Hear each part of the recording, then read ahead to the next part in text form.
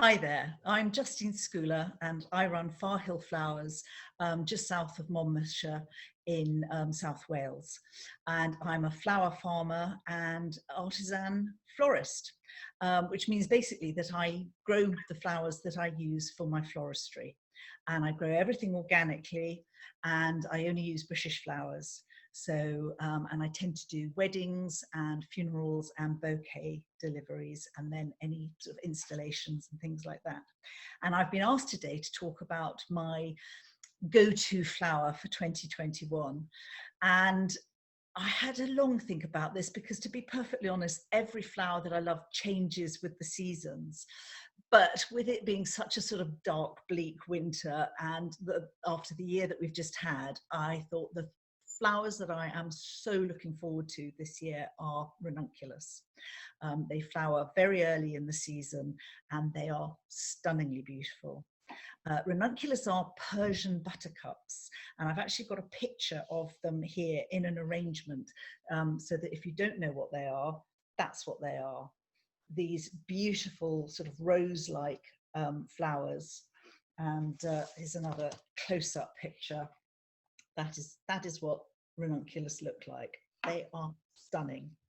The only drawback to Ranunculus is that they have no scent, which is terribly sad, but everything else about them is beautiful.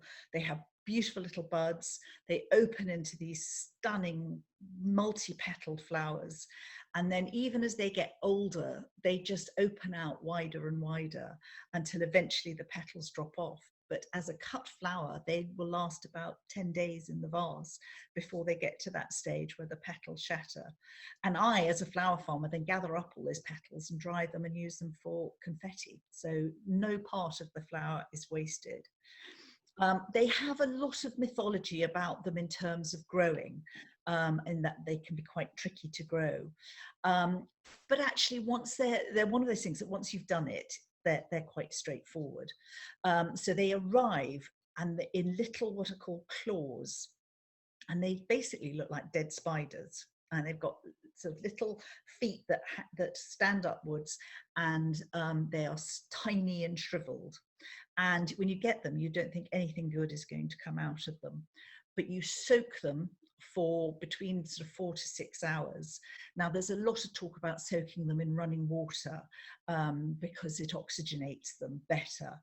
And if you've got a stream or something like that where you can soak them, then that's excellent, but not many of us do. So I always put them in sort of mesh bags, the sort of thing that you get carrots in, pony carrots and what have you, and I stick them into the my big water butts, so they're in rainwater, and then as I'm sort of going past, I jiggle them about so that they get lots of oxygen and what have you, to aerate them in that 4 to 6 hour period.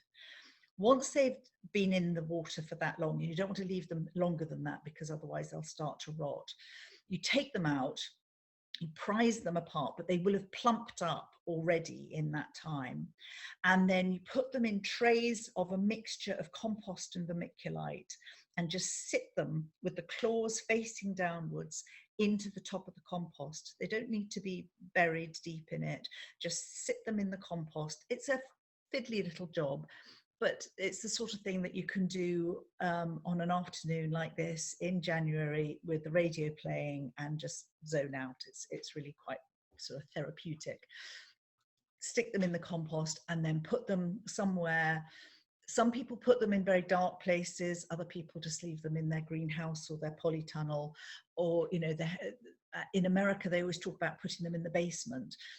I've always put them in my polytunnel. So it's very cold in there. There's no heating in my polytunnel, and it got down to -4 the other night. So they are cold weather flowers, so they don't mind the cold.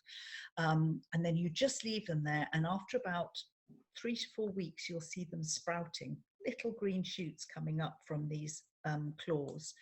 Wait for the shoots to get, you know, sort of to a reasonable size, probably about at least an inch up.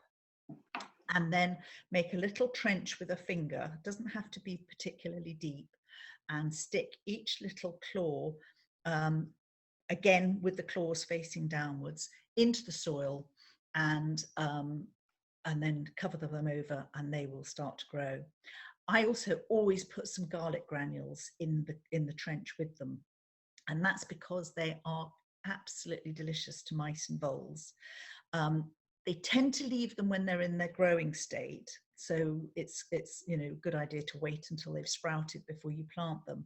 But just as an extra measure, because they're not cheap to buy, just a few sprinkling of garlic granules just to disguise the smell of them, and then you shouldn't have too much trouble with the mice and the voles. And then wait a few, probably a couple of months. Ones that I planted on about the 18th of January last year were flowering like this by April. So, you know, you wait a few months and then they will carry on flowering right through to, I mean, I lost most of mine by the end of June this year, but last year, but that was because we had an incredibly hot March and April, for those of you who remember it. And so they probably would have lasted a bit longer. You can plant them way back in November for earlier flowers. So it's you know, completely dependent on when you need the flowers for. That when you sow them, and I always sow them in batches. So my first lot are now ready to go into the ground, and I will start pre-sprouting the next batch in the next few days. When you cut them, they have lovely long stems, probably 30 centimeters, and each plant produces at least 10 flower heads. And very often of different sizes. You can see from the pictures, some are really quite small and dainty, some of them are really sort of, you know, big and luscious, but they are such a beautiful addition to a bouquet, and they come out at about the same time as tulips and a lot of narcissi, and they just look stunning with them. They've got pretty robust stems, so they're very, very good for floristry work. They hold up well, and as I've said before, they last about 10 days in water. So they are really good as a cut flower, and they just look stunning. I mean, look at that. What is not to like? Thanks. Bye.